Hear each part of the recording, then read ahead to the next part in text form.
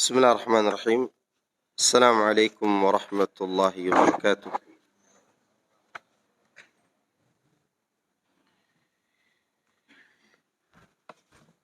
إن الحمد لله نحمده ونستعينه ونستغفره ونعوذ بالله من شرور أنفسنا وسيئات أعمالنا. من يهده الله فلا مضل له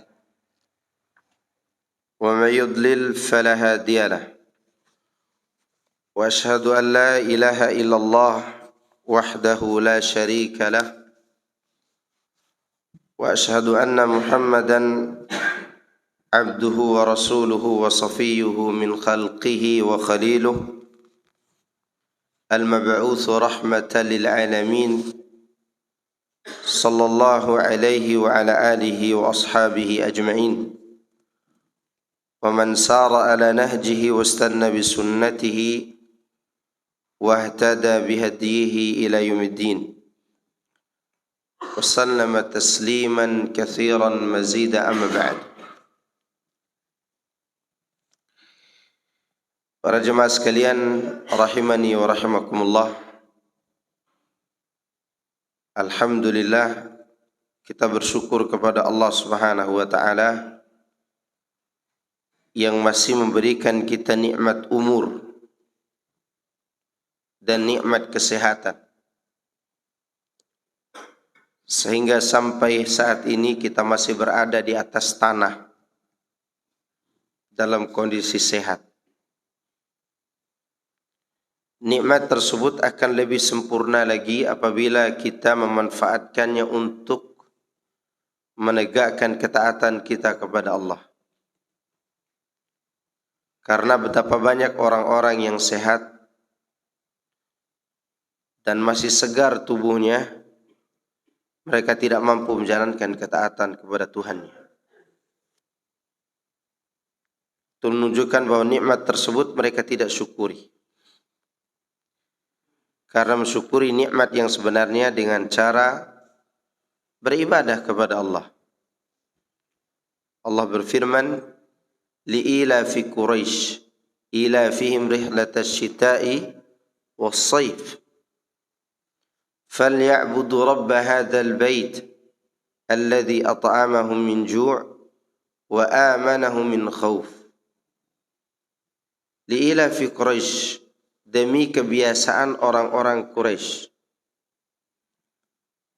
yaitu kebiasaan mereka melakukan perjalanan berdagang di musim dingin dan musim panas.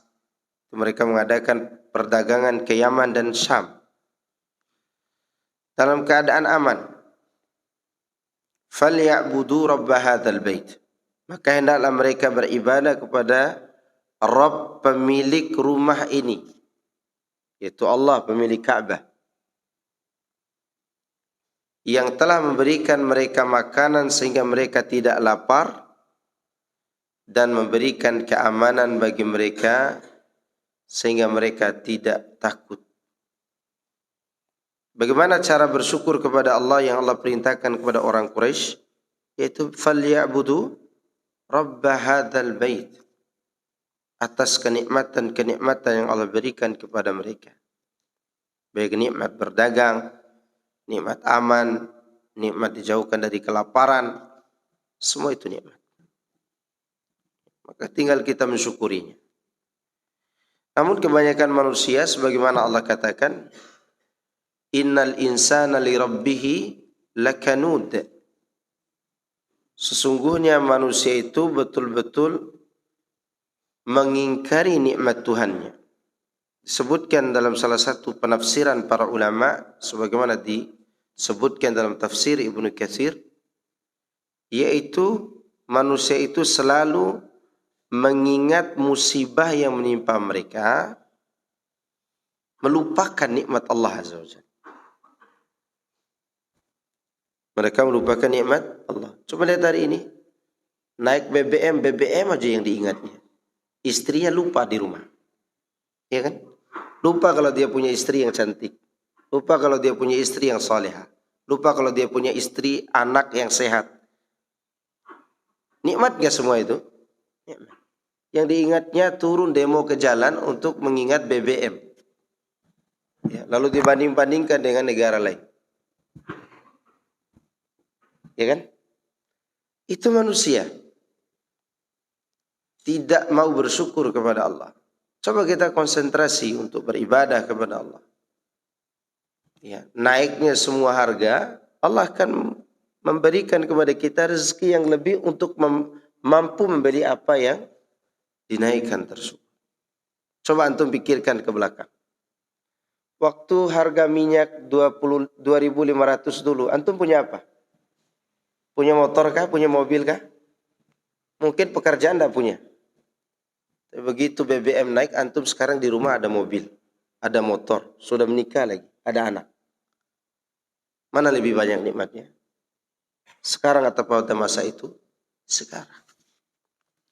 Oleh karenanya Allah mengulangi firman-Nya, innal insana lirabbih lakanut. Kanut itu bukan sekedar mengingkari, ini bukan nikmat Allah, bukan. Dia punya ada nikmat Allah di rumahnya, ada nikmat Allah pada dirinya, tapi yang diingatnya adalah musibah yang Allah berikan kepada. Lupa dengan nikmatnya. Oleh karenanya banyak-banyaklah bersyukur kepada Allah Subhanahu wa taala, karena itu yang membahagiakan kita. Kata Syekh Muhammad bin Abdul Wahhab rahimahullahu taala dalam kitabnya Al-Qawaidul Arba', di muqaddimahnya beliau mengatakan, As'alullah al-azim, as'alullah al-karima an yaj'alaka an yatawallaka fid dunya wal akhirah wa an yaj'alaka mimman idza u'tiya syakar wa idza ibtuliya sabar wa idza adnaba astaghfara fa inna haula'i thalatha unwanus sa'adah.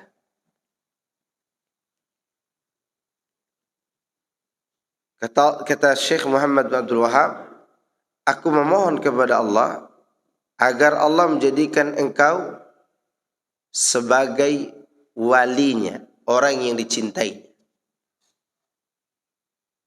dan menjadikan dirimu dalam golongan orang-orang yang bila diberi nikmat bersyukur, bila diberikan musibah bersabar, dan jika berbuat dosa dia bertaubat kepada Allah. 3 perkara ini adalah sumber kebahagiaan. Bersyukur di kala mendapat nikmat, bersabar di saat mendapat musibah, bertaubat kepada Allah ketika berbuat dosa. Maka inilah 3 sumber kebahagiaan. Lihat bagaimana sengsaranya Qarun dengan hartanya yang begitu banyak, sengsaranya Firaun dengan singgasananya yang begitu besar dan megah. Kenapa? Karena mereka tidak bersyukur kepada Allah. Lihat bagaimana nikmatnya hidup Nabi Sulaiman dalam kekayaannya. Karena dia selalu mengatakan, hadza min fadli rabbi. Ini semua adalah karunia dari Tuhanku. Raja yang luar biasa. Ya, jarang raja itu tenang. Jarang ada raja yang tenang. Penguasa yang tenang itu jarang. Tapi Nabi Sulaiman, dia adalah raja yang paling tenang dari semua raja di dunia ini. Lihat bagaimana keresahan Firaun sampai anak-anak kecil dibunuh. Dia takut sama anak laki-laki kecil. Resah enggak itu? Resah. Bagaimana keresahan Qarun dengan hartanya, mengeluarkan sepeser pun dia tidak berani. Lalu dia katakan, innama utituhu ala ilmin indi. Semua ini aku dapatkan karena kecerdasanku. Maka Allah benamkan dia di dalam bumi. Tidak ada rasa syukur kepada Allah. Lihat orang-orang yang banyak bersyukur, mereka akan bahagia. Bahagia. Kemudian ketika mendapat musibah mereka bersabar. Lihat Allah katakan kepada Nabi Ayub alaihissalam tentang Nabi Ayub. Innahu awwab. Ayub itu orang yang taat kepada Allah. Orang yang selalu kembali kepada Allah.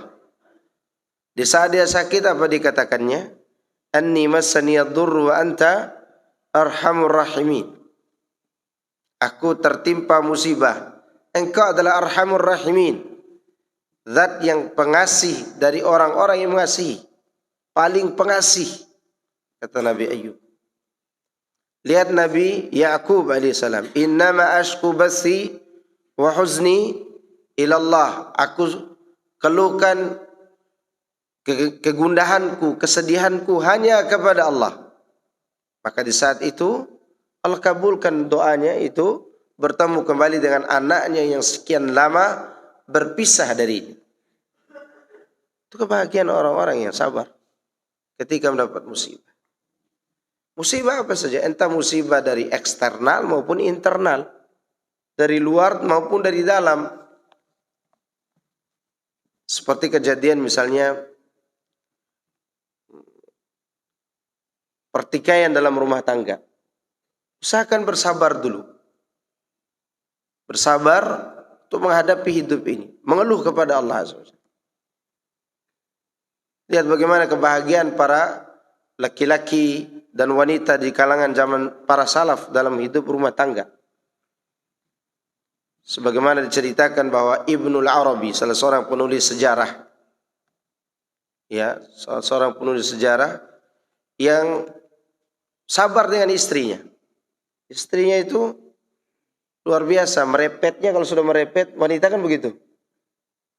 Itu udah henti-henti tuh mulutnya, cucuk gitu kan wanita. Apa? Karena capek, letih mungkin dia di rumah. Suatu hari Ibnu Arabi ini didapati oleh muridnya, di mana istrinya lagi ngambek gitu. Murid-muridnya yang begitu takjub dengan kewibawaan Ibnu Arabi, pulang ke rumah, ternyata istrinya kayak tidak menghargai suami gitu. Kata muridnya, wahai syekh, ceraikan saja istri semacam. Kata murid-muridnya. Apa kata syekhnya? Demi Allah, Allah tidak akan berikan aku keturunan yang baik-baik seperti ini dan harta yang banyak seperti ini kalau Allah tidak temukan aku dengan wanita ini. Maka saya tidak akan pernah menceraikannya. Musibah enggak itu? Musibah yang disabari, akhirnya apa? Beliau dikenang oleh sejarah. Dan betul, setelah istrinya meninggal kan dia diuji dengan ujian yang luar biasa. Karena memang Allah Subhanahu wa taala ingin mengurangi ujiannya dengan adanya musibah atau ujian yang ada di rumahnya. Demikian juga sebaliknya, para wanita-wanitanya di zaman itu, bahkan ada di antara mereka yang dipukul oleh suaminya. Bukan berarti saya suruh antum pukul istri pulang ya, jangan. Tapi ini betul-betul luar biasa di zaman itu. Mereka saling sabar, mengeluh kepada Allah Azza wa Jalla. Sampai ada yang dipukul suaminya, suami umur 50 tahun, duda lagi. Ya, cepat tersinggung. Istrinya umur 19 tahun. Dan ini wanita alimah, wanita berilmu. Tidak baperan seperti wanita di zaman sekarang. Ya, memang dulu tidak ada Android, tidak ada WA orang tua kan. Sekarang gampang ditelepon orang tua yang di WA dan seterusnya. Apalagi sekarang ada undang-undang KDRT kan. Habislah suami semua ini. Waktu itu si wanita ini ditemukan oleh teman-temannya sedang dimarahi suaminya, kemudian dipukul sampai dia berbekas. Kata teman-temannya, kau ini cantik, kau ini berilmu. Jika engkau minta cerai dari laki-laki tua ini, banyak laki-laki yang akan melamarmu. Karena memang orangnya cantik. Maka kata wanita itu, demi Allah, dulu aku mungkin pernah berbuat dosa yang aku sudah lupa dengan dosa itu. Tapi Allah tidak lupa dengan dosaku. Dia kirim laki-laki tua ini supaya Allah menghapus dosa. Atau sebaliknya, laki-laki yang menjadi suamiku ini punya kebaikan yang dia sembunyikan. Dia sudah lupa dengan kebaikannya itu. Lalu dia kirimkan aku untuk menjadi istrinya sebagai hadiah baginya. Maka aku tidak mungkin minta cerai dari suami. Begitu. Maka mereka bahagia dengan keadaan itu. Bukan berarti pulangnya untuk coba-coba pukul istri, jangan. Tapi itu gambaran bagaimana mereka mencari kebahagiaan dari kehidupan ini. Karena kehidupan ini ada kalanya kita diberi nikmat, ada kalanya diberi apa? Musibah. Maka dalam keluarga itu disebutkan oleh para ulama, Yang orang yang bahagia itu bersabar ketika dia melihat kekurangan pasangannya. Dia bersyukur ketika melihat kelebihannya. Pernah nggak terjadi di rumah tangga kita cekcok dan seterusnya? Pernah, karena hidup rumah tangga itu banyak ujiannya. Sabar. Nah, ini contoh kesabaran. Contoh syukur kepada Allah. Kemudian ketika kita banyak berbuat dosa dan maksiat, kita bertaubat kepada Allah. Bahkan taubat itu kita tidak menunggu dosa. Karena memang dia sumber kebahagiaan. Tidak menunggu kita berbuat dosa besar dulu baru kita bertaubat. Sering bertaubat kepada Allah akan mengurangi dosa kita. Bahkan akan membentengi dosa kita dari masa yang akan datang. Oleh karenanya Allah katakan wa tubu ilallahi jami'an ayyuhal mu'minun la'allakum tuflihun. Bertaubatlah kepada Allah kalian semuanya orang-orang yang beriman agar kalian tuflihun, bahagia. Bahagia ketika di dunia, bahagia ketika berjumpa dengan Allah, melihat wajah Allah Subhanahu wa taala. Karena nanti di hari kiamat orang-orang yang akan melihat wajah Allah dari kalangan orang-orang bertakwa adalah mereka yang selalu bertaubat kepada Allah. Kata Allah, "Man khasyar rahmana bil ghaib wa jaa'a biqalbin munib, alladhi udkhuluha bisalamin dzalika yaumul khulud, lahum ma yasha'una fiha wa ladaina mazid." Kata Allah Azza wa Jalla, bagi setiap orang yang takut kepada Allah dikala dia sendirian dan dia datang kepada Allah dengan membawa hati yang bertaubat kepadanya. Allah katakan silakan kamu masuk surga dengan salam sejahtera. Itulah hari yang kekal bagimu. Bagi mereka dalam surga itu apa saja mereka inginkan. Dan di sisi kami ada tambahannya. Tambahan itu adalah melihat wajah Allah Azza wa Jalla. Bayangkan bahagianya orang. Makanya Allah gambarkan wujuhu yawma idzin nadhirah ila rabbiha nadhirah. Wajah-wajah waktu itu berseri-seri bahagia. Kenapa? Karena mereka sedang memandang wajah Allah Azza wa Jalla. Maka pertahankan ini agar kita bahagia di dunia dan di akhirat. Kemudian di sini disebutkan oleh Al-Imam Ibnu Qayyim, min alamati sa'adah wal falahi anna al-'abda kullama zida fi ilmihi zida fi tawadhu'ihi wa rahmatihi. Di antara tanda-tanda kebahagiaan yaitu sesungguhnya seorang hamba setiap kali bertambah ilmunya maka dia akan semakin tawadhu'. Tawadhu' artinya rendah hati. Tidak sombong kepada makhluk. Ya tentu semakin bertambah ilmu semakin tidak sombong. Sebagaimana Allah sebutkan dalam suratul Al-Furqan, wa ibadur rahman alladzina yamshuna 'alal ardi hauna wa idza khatabahumul jahiluna qalu salama. Hamba-hamba Ar-Rahman itu adalah mereka yang berjalan di muka bumi dalam keadaan hauna. Abdullah bin Abbas radhiyallahu anhu menafsirkan mereka berjalan di muka bumi dalam keadaan mentaati Allah dan tawadu' kepada makhluk. Itu arti hauna. Kemudian Allah katakan setelah itu, wa idza khatabahumul jahiluna qalu salama.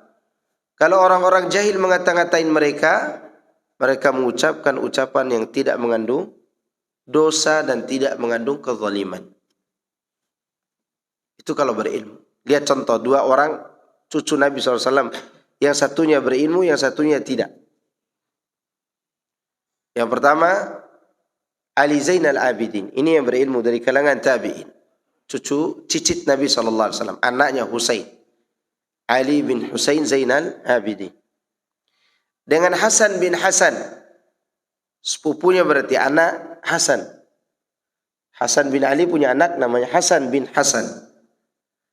Hasan ini dia mendapat kabar yang tidak baik tentang Ali Zainal Abidin. Sehingga dia marah dan mencaci maki Ali Zainal Abidin. Di mana dicaci makinya? Di depan masjid, di pintu masjid, dikala Ali Zainal Abidin menyampaikan kajian. Untuk bayangkan. Ya, di depan orang banyak, sepupunya datang di pintu masjid, mengucapkan ucapan yang tidak enak didengar. Ali Zainal Abidin dia diam. Karena Ali Zainal Abidin orang berilmu. Itu kerabatnya, sepupunya. Selesai dicaci maki, sepupunya pulang. Ali Zainal Abidin tetap menyampaikan kajian dulu. Baru setelah itu dia temui sepupunya. Lalu dia katakan, jika apa yang Anda katakan tadi di masjid benar tentang diriku, maka aku memohon ampun kepada Allah dan berterima kasih kepadamu. Tapi jika apa yang kau katakan tadi sesuatu yang tidak ada pada diriku, aib itu, maka mari kita sama-sama mohon ampun kepada Allah. Selesai urusan. Pulang. Ali Zainal Abidin. Begitu pulang, dikejar oleh sepupunya, ditarik tangannya, itu kemudian dipeluk. Itulah ketawaduan itu yang dimiliki oleh orang-orang yang berilmu. Lihat Al-Imam Syafi'i rahimahullah. Kalau dia berdebat dengan orang bodoh, apa dilakukannya? Engkau yang menang. Tapi kalau dia berdebat dengan orang yang berilmu, dia akan menghadapinya seperti singa yang memangsa-mangsanya. Sebagaimana cerita salah seorang ulama Hanafiyah, yaitu Abu Musa Yusuf As-Sadafi, rahimahullahu ta'ala rahmatan wasi'ah. Kata Abu Musa Yusuf As-Sadafi, aku dengan Syafi'i itu sering berdebat. Imam Syafi'i itu kalau berdebat seperti singa yang memangsa-mangsanya. Tapi Imam Syafi'i mengatakan selesai perdebatan itu, apa tidak boleh kita berdua tetap jadi bersaudara? Meskipun kita tidak sepakat dalam beberapa masalah. Ketawaduan yang luar biasa. Ketundukan hati mereka kepada Allah membuat mereka rendah hati kepada manusia. Lihat bagaimana ketawaduan seorang menteri sekaligus ahli ilmu dari kalangan mazhab Hambali, yaitu Al-Wazir Ibnu Hubairah. Ini orang kaya tapi berilmu, dilengkap dia. Kaya, berilmu, menteri lagi. Ya, dari kalangan mazhab Hambali. Dan dia punya kitab monumental Mufradatul Imam Ahmad. Di dalam kitab itu hanya pendapat Imam Ahmad saja yang dia nukil. Pendapat tiga imam lainnya dia tidak nukil. Suatu hari dia menyampaikan salah satu pendapat yang menurut dia itu pendapat Imam Ahmad saja. Di depannya ini ada ulama-ulama yang belajar dari kalangan berbagai mazhab. Di antaranya Abu Muhammad Al-Ashiri Al-Maliki. Abu Muhammad ini salah seorang ulama Maliki, ya, belajar di hadapan ulama Hambali. Dia protes ulama Maliki ini bahwa pendapat itu bukan hanya Imam Ahmad yang berbicara, Imam Malik juga berbicara. Lalu Ibnu Hubairah membuktikan dengan kitabnya dan meminta saksi ulama yang hadir. Tapi si murid dia tetap ngotot untuk berdebat dengan gurunya dan mengatakan itu pendapat Imam Malik juga. Ibnu Hubairah akhirnya sebagai manusia biasa marah kan, manusia biasa terkadang tabiatnya lahir seketika atau sewaktu-waktu, tapi tidak seterusnya, tapi sewaktu-waktu. Dalam marahnya itu dia berdiri, dia katakan, abahimatun ant, apa kamu ini binatang ternak? Dari tadi tidak faham-faham. Saking marahnya dia mengucapkan ucapan yang tidak pantas. Tapi itu bukan setiap waktu dia isi kajian, bukan. Tapi tabiat manusia itu kadang-kadang keluar pada saat tertentu. Maka bubar kajian. Ketika datang kajian berikutnya, Ibnu Hubairah ketika mau menyampaikan kajian, dia tidak jadi. Karena di hadapannya masih ada Abu Muhammad Al-Asy'ari hadir lagi. Beda dengan kita hari ini, baru disinggung sama Ustadz, dia duduk di luar. Atau minimal dia tidak datang kajian. Kenapa? Ustadz nyinggung saya terus gitu kan. Ini Abu Muhammad Al-Asy'ari dia duduk depan gurunya. Padahal kemarin dia dimarahi dengan ucapan yang tidak layak. Dia duduk kayak biasa, dia catat. Dia datang bawa pena dan catatannya.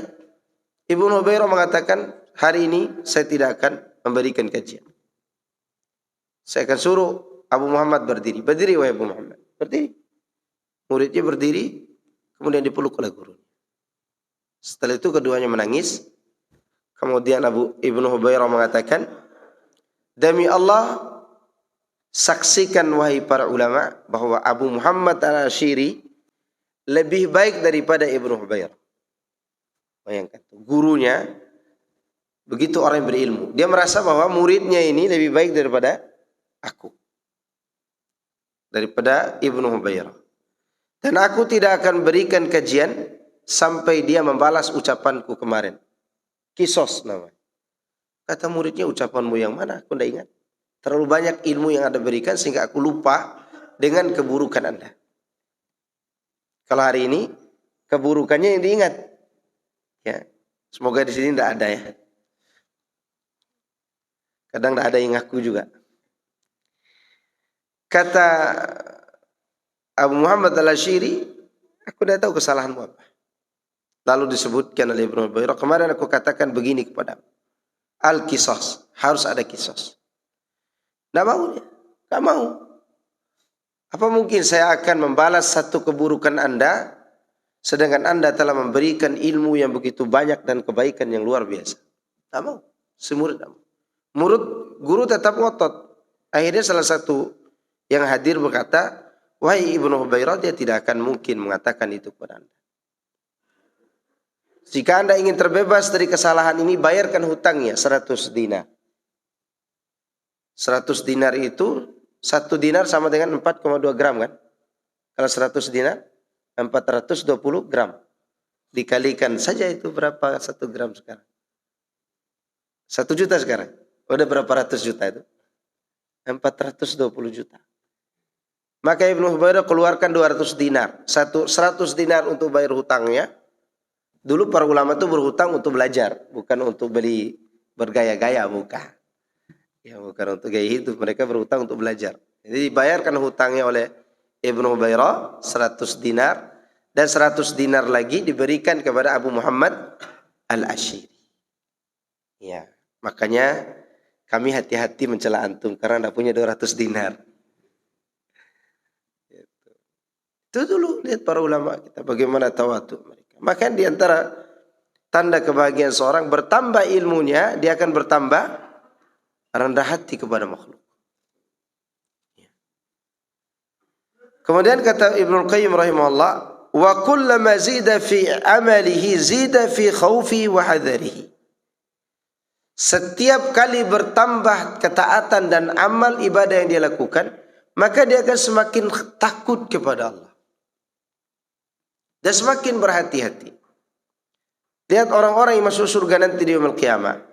Ada satu kelompok keluarga, bapaknya, anaknya, cucunya masuk surga semua.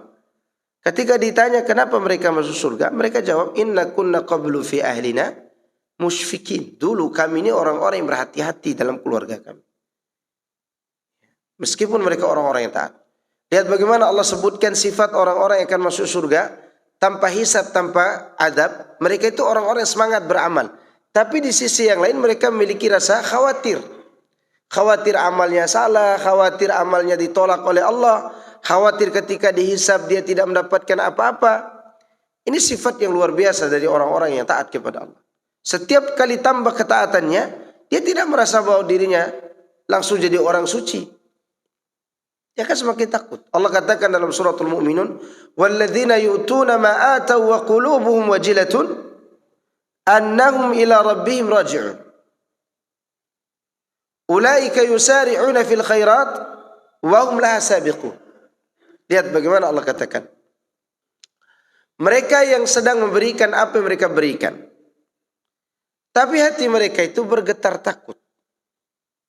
Karena sesungguhnya mereka akan dikembalikan kepada Rabb mereka. Mereka itulah orang-orang yang segera berbuat kebaikan dan segera mendapatkan kebaikan itu nanti di yaumul qiyamah.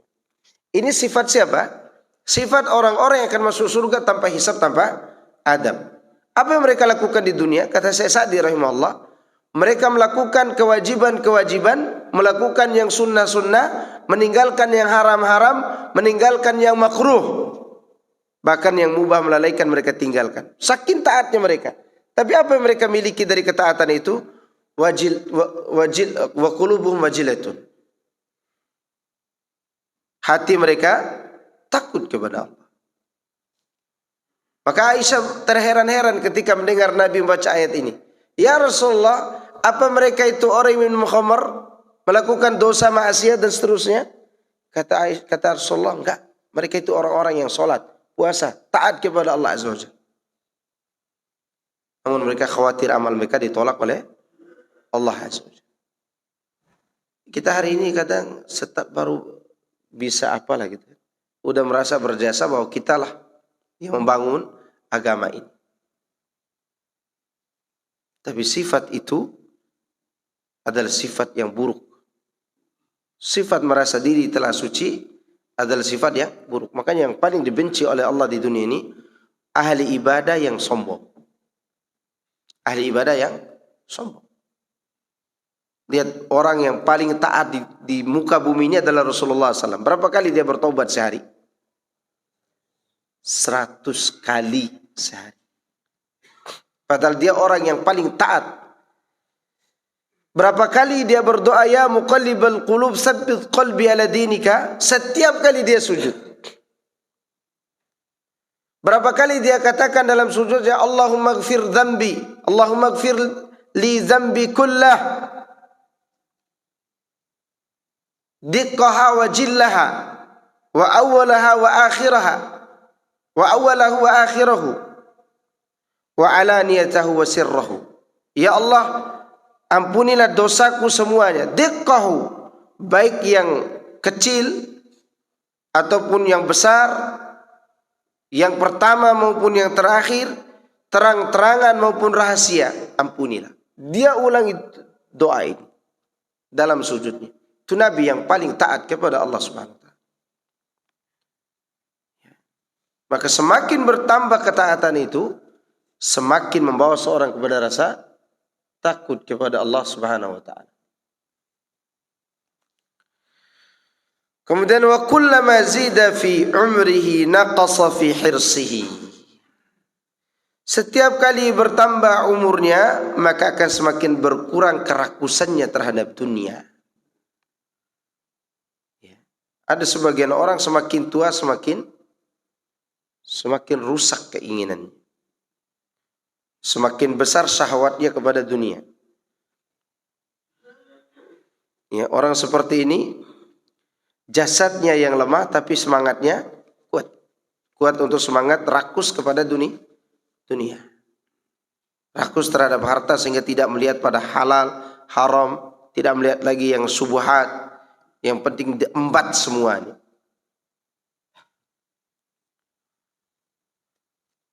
Wa kullama zida fi malihi zida fi sakhaihi wa badalihi. Setiap kali bertambah hartanya, maka akan semakin bertambah kedermawaannya. Akan semakin bertambah semangatnya untuk memberikan hartanya di jalan Allah Subhanahu wa ta'ala. Itu tanda kebahagiaan. Karena ada orang semakin bertambah hartanya, semakin diikat hartanya, tidak diberikan kepada siapa. Bahkan dia semakin pelit, pada dirinya sendiri pun semakin pelit. Jangankan ke orang lain, kepada dirinya pelit. Ada enggak orang yang pelit pada dirinya? Jawab. Ada. Mau saya contohkan? Contohnya, dia punya uang misalnya 1 miliar. Yang dipakainya mobil buntut aja. Yang setiap waktu mati di tol, menyusahkan polisi aja. Ya. Padahal dia mampu untuk beli mobil yang baru. Mobil yang bisa dia pakai dengan keluarganya. Mobil itu aja yang dipakai. Kenapa? Sayang uang 1 miliar akan berkurang. Padahal dia bisa membelinya. Atau dia bisa membeli sepeda motor untuk dia pakai, ya, malah dia memilih untuk sengsara berjalan kaki, kemudian terlambat ke kantor, terlambat ke tempat dia kerja. Ini pelit pada dirinya sendiri.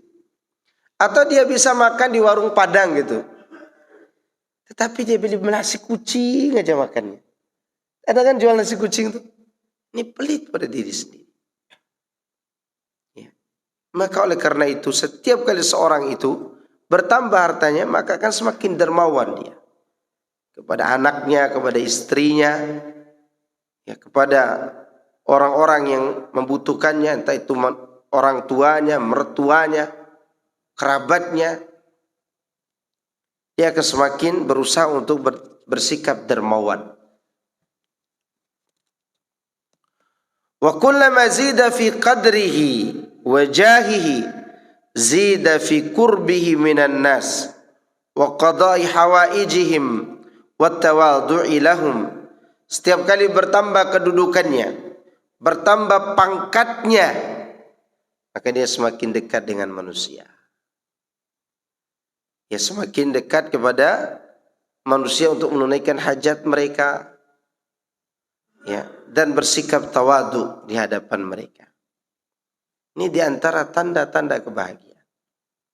Bertambah ilmu, bertambah ketawaduan.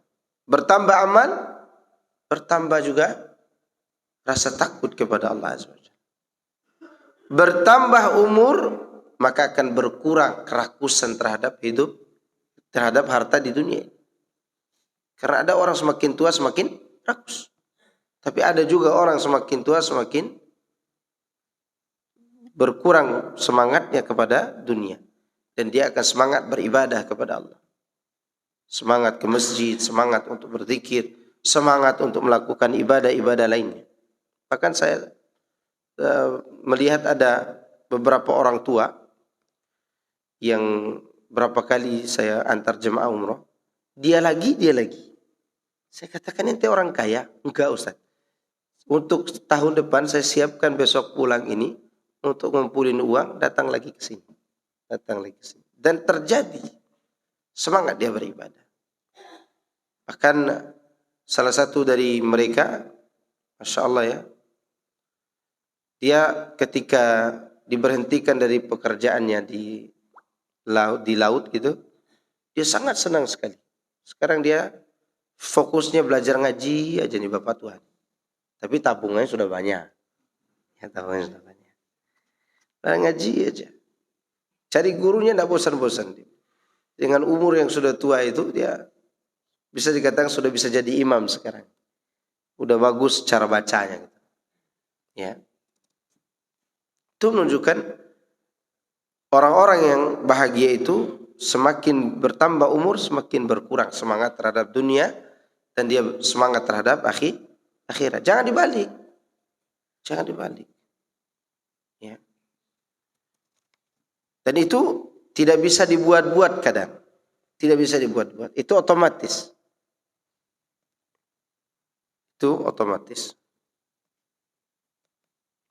Kemudian setiap kali bertambah harta akan bertambah kedermawaannya. Berinfak di jalan Allah Subhanahu wa taala. Orang yang biasa berinfak itu kalau dia tidak berinfak, ya, dia akan merasa ada yang kurang di dalam kehidupan anak.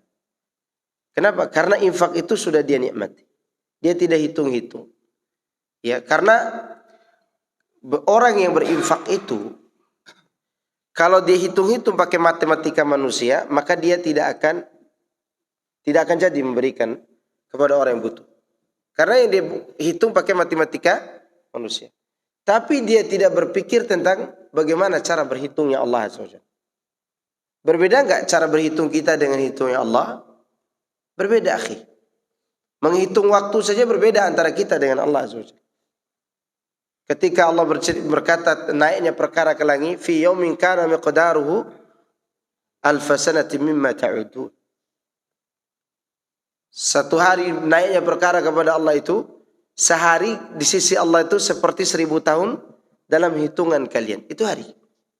Maka pantas Allah berjanji orang yang berinfak itu dikali lipatkan 100 kemudian jadi 700 kali 10, menjadi 700 kali lipat. Sampai pada lipatan yang tidak ditentukan, saking banyak. Demikian juga ketika bertambah kedudukan, bertambah pangkat, semakin tawadu, semakin dekat kepada manusia. Bukan semakin menjauh. Bukan semakin memberikan batasan antara dia dengan rakyatnya atau dengan orang-orang yang ada di bawahnya.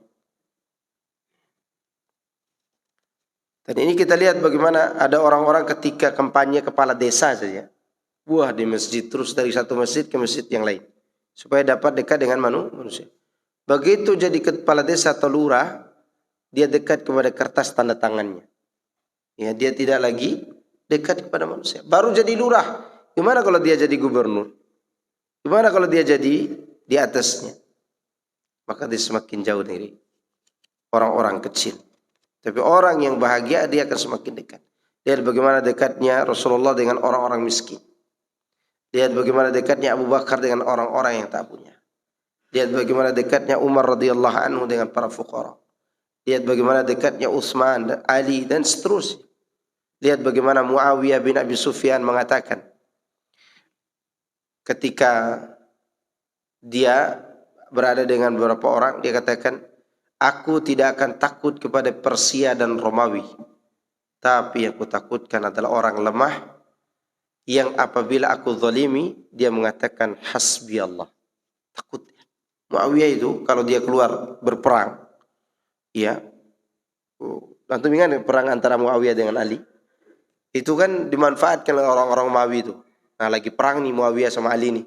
Sekarang kita manfaatkan waktu ini untuk merebut daerah-daerah kecil yang dikuasai oleh kaum muslimin, kata Romawi. Didengar oleh Muawiyah, maka kata Muawiyah dikirim surat.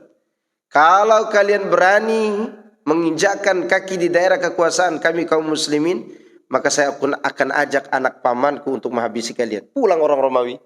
Pulang takut kepada Muawiyah. Tapi Muawiyahnya sendiri apa dia katakan? Aku khawatir kepada orang lemah yang jika aku zalimi, lalu dia katakan hasbi Allah. Aku takut. Dia katakan itu setelah dia mendapatkan kekuasaan dari Hasan bin Ali bin Abi Thalib. Diserahkan oleh Hasan kepada Muawiyah bin Abi Sufyan. Itu penguasa kaum muslim. Mereka orang-orang yang tawadu. Lihat bagaimana tawadunya Harun ar-Rasyid rahimahullahu ta'ala. Orang yang begitu rendah hati. Cuman tidak seperti diceritakan di cerita-cerita khurafat yang disinetronkan, yang difilmkan, ketemu Abu Nawas yang tak punya pekerjaan itu. Nah, seperti itu bukan Harun ar-Rasyid yang asli. Harun ar-Rasyid itu orang yang tawadu. Dan orang yang sangat cinta kepada hadis Nabi sallallahu alaihi wasallam. Ya, cinta kepada hadis Nabi Muhammad sallallahu alaihi wasallam. Dan dia kalau berperang tidak pernah dia itu berdiri di belakang, maju, tidak begitu. Dia katakan maju, dia di depannya. Ya. Maka oleh karena itu musuh kalau ketemu Harun ar-Rasyid, itu kalau ketemu Harun, mereka itu khawatir. Khawatir dengan orang ini. Kenapa? Karena orang ini orangnya alim, cinta kepada hadis Nabi, dekat kepada para fuqara. Dekat kepada orang-orang yang fakir. Ya. Maka dia sangat mencintai para ulama hadis di zamannya. Dan dia sangat suka orang-orang miskin datang ke istana. Itu Harun ar-Rasyid. Begitulah kebahagiaan mereka. Kemudian sebaliknya wa min alamati syaqawah. Nah, kata Ibnu Qayyim, di antara tanda-tanda kesengsaraan, annahu kullama zida fi ilmi zida fi kibrihi wa tayhihi. Setiap kali bertambah ilmu maka semakin bertambah kesombongan. Ini alamat kesengsaraan. Ya. Kalau karenanya orang yang berilmu tidak boleh dia menganggap remeh orang-orang dosa, orang-orang melakukan dosa. Orang-orang melakukan dosa itu bukan diremehkan, tapi diajak, diperbaiki. Hatta kepada orang-orang yang berbuat bid'ah, hatta kepada orang-orang yang melakukan kesalahan dalam beribadah, kita tidak boleh congkak di hadapan mereka. Kewajiban kita bukan congkak di hadapan mereka, tapi kewajiban kita adalah mendakwahkan mereka. Apa kita tahu Di akhir hayatnya mereka lebih bagus ucapan la ilaha illallahnya daripada kita. Ya. Lihat bagaimana Hasan al-Basri dengan tetangganya yang Majusi. Dia tidak pernah remehkan tetangganya yang Majusi ini. Tapi dia tidak lupa untuk mengajaknya kepada Islam. Begitu tetangganya sakit mau mati, Hasan Basri datang kepadanya dan berkata kepadanya, apa yang menghalangi engkau untuk masuk Islam? Kata tetangganya, sesungguhnya hatiku sudah digembok, mintakan kuncinya kepada di atas, kepada yang di atas, yaitu Allah SWT. Maka Hasan Basri berdoa meminta kepada Allah sehingga hati orang ini terbuka, lalu dia masuk Islam. Kemudian setelah itu wafat. Tidak lama kemudian wafat. Itu seorang Muslim, seorang yang berilmu. Tapi ada sebagian orang semakin bertambah ilmunya, semakin dia melihat orang lain itu kayaknya tidak ada apa-apa. Padahal mungkin dia punya amal andalan di hadapan Allah nanti juga. Ada orang musbil misalnya, orang isbal. Kita tetap ingkari isbalnya, tapi jangan kita menganggap bahwa diri kita ini di atas dia dari segala-galanya. Tidak. Mungkin dia punya amal yang dia andalkan, dia birrul walidaynya lebih baik daripada kita.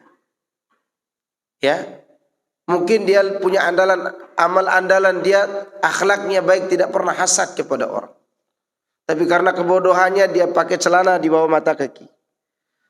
Karena ketidaktahuannya dia potong jenggotnya.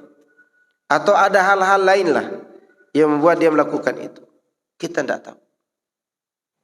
Jadi ketika lihat kesalahan, kita punya keinginan untuk memperbaiki, bukan untuk sombong di hadapannya.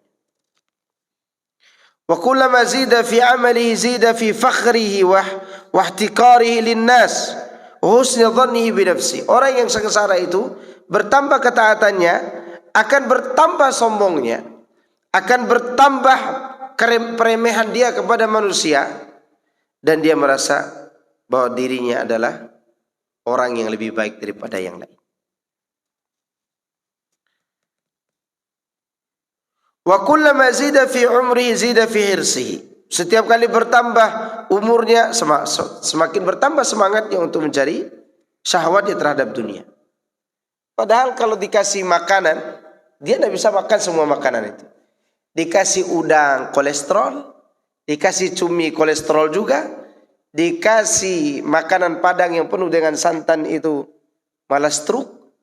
Tapi semangatnya terhadap dunia begitu tinggi. Ya. Bertambah umurnya makin bertambah syahwatnya. Bahkan saking bertambah syahwatnya, dia kepengen berzina. Padahal udah berumur tua. Dan ini pezina yang paling buruk dalam pandangan syariat. Kenapa? Karena dia punya semangat saja, tidak punya kekuatan. Kan kalau sudah tua, semangatnya semangat kuda, tenaga kecoa, iya kan? Semangat kuda. Ya lain cerita kalau dia mau nikah lagi, itu urusan lain. Dan itu dilakukan oleh para sahabat. Sebagaimana perkataan para Abdurrahman bin Auf atau Abdullah bin Mas'ud mengatakan, saya lupa antara keduanya. Sekiranya 10 hari lagi diumumkan aku mati, maka di hari ke-10-nya aku akan nikah. Mereka semangat nikah, taat gak kepada Allah? Taat. Zina? Dosa. Tadi dikatakan orang yang bahagia semakin bertambah umurnya, semakin bertambah ketaatannya. Cuma jangan ini aja yang tuh ingat. Tahajudnya diingat, ya. Apalah yang diingat dari ketaatan yang lain. Ini contoh bagaimana para sahabat itu semangat. Kalau dalam bentuk ketaatan.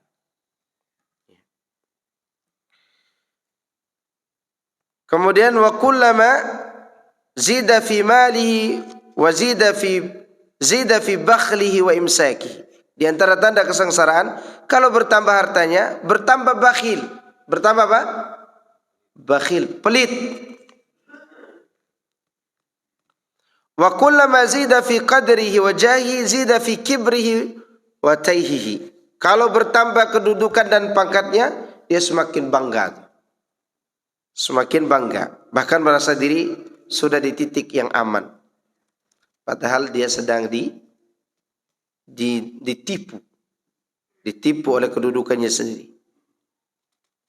Wa hadhil umur ibtila'un min Allah. wa imtihanun yabtala biha ibadahu. Fayas'udu biha aqwamun wa yashqa biha aqwamun. Perkara-perkara yang disebutkan di atas, ilmu, amal, umur, kemudian harta serta kedudukan ini, semua perkara ini adalah perkara yang Allah ujikan kepada manusia dengannya. Maka sebagian orang akan bahagia dengannya, yaitu kelompok yang disebutkan pertama, dan sebagian manusia akan sengsara karenanya. Itu mereka yang bertambah kesombongan dan bertambah keangkuhannya. Inilah diantara tanda-tanda yang mengantarkan kita kepada pintu kebahagiaan. Jadi 5 perkara yang diujikan kepada kita disebutkan sini: ilmu, amal, umur, harta, dan kedudukan. Ya. Kalau kita gunakan ini untuk kebaikan dan bertambah kebaikan kita, maka itu bertanda amal kita diterima. Tapi kalau bertambah keburukan kita gara-gara ini, itu bertanda amal kita ditolak. Berkata Syekh Sa'di rahimahullah, "Fajaza'ul hasanah al-hasanatu ba'da." Tanda kebaikan kita diterima, maka kita akan semakin berbuat baik setelah itu. Wa jaza'u sayyi'ah as-sayyi'atu ba'daha. Dan tanda keburukan adalah kita semakin berbuat buruk setelah itu. Tanda keburukan kita dibalas, yaitu kita selalu melakukan keburukan. Dan yang kita khawatirkan dari semua itu adalah amal kita sia-sia, padahal kita mengira amal kita adalah amal kebaikan. Itu kesengsaraan dan kerugian yang paling besar nanti di yaumul qiyamah. Qul hal nunabbiukum bil akhsarina a'mala alladziina dhalla sa'yuhum fil hayati dunya wa hum yahsabuna annahum yuhsinuna sun'a. Katakanlah, maukah aku beritahukan kepada kalian orang yang paling merugi, paling bangkrut, paling sengsara, yaitu mereka yang telah berbuat baik di dunia. Mereka yang banyak berbuat baik di dunia. Mereka mengira mereka telah berbuat baik. Amal mereka sia-sia di dunia ini, padahal mereka telah mengira mereka telah berbuat baik. Ini menunjukkan bahwa kebaikan itu tidak diterima oleh Allah SWT. Kesengsaraan. Demikian juga kesengsaraan yang paling besar adalah harta yang kita miliki, yang kita tahan-tahan selama ini, kekuasaan yang dibangga-banggakan hancur di hadapan Allah Subhanahu wa taala. Sebagaimana Allah katakan, "Ma aghna anni maliya, halaka anni sultaniya." Hartaku tidak berguna lagi. Kekuasaanku runtuh. Maka Allah katakan, "Khudhuhu fagulluh." Ambil dia dan belenggulah. Tsummal jahim sallu, kemudian masukkan ke dalam jahannam. Tsumma fi silsilatin dhar'uha 70 dhira'an fasluquh, kemudian dia diikat dengan rantai yang panjangnya 70 hasta. 70 hasta penduduk neraka. Dan ini kesengsaraan bagi mereka yang bertambah 5 perkara tadi, bertambah pula keburukannya. Waliyadzubillah. Saya kira itu yang bisa saya sampaikan. Semoga ini bermanfaat bagi kita semuanya, dan semoga Allah Subhanahu wa taala menggolongkan kita dari golongan orang-orang soleh, dari kalangan orang-orang yang taat kepada Allah Subhanahu wa taala dan jauh dari keburukan. Subhanakallahumma wa bihamdika asyhadu an la ilaha illa anta wa astaghfiruka wa atubu ilaik. Wassalamu alaikum warahmatullahi wabarakatuh.